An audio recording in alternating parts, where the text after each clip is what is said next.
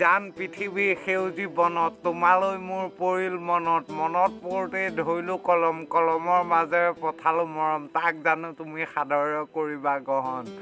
যদিও নকৰা গ্ৰহণ নীল আকাশৰ বুকুত উৰাই দিবা তাক মই সাৱটি ৰাখিম বুকুৰ মাজত কৃষ্ণ এজনী ছোৱালীলে ভাল পাওঁতে তেওঁ চিঠি লিখিছিলে নিজে বনাই পেলাই কৈ দিয়ক সেইটো মৰমৰ দীপামণি নামটো লিখিলোঁ তাৰপিছত লিখিছোঁ শৰতৰ সন্ধিয়া ফুলা শেৱালিৰ সুবাসৰ দৰে তোমাৰ প্ৰেমৰ সুবাসে মোক সঁচাকৈ আকৰ্ষিত কৰিছে তোমাৰ প্ৰেমৰ বন্তিৰ পোহৰে মোৰ জীৱনৰ চাকি গছি পোহৰাই তুলিব বুলিহে আশা কৰিছোঁ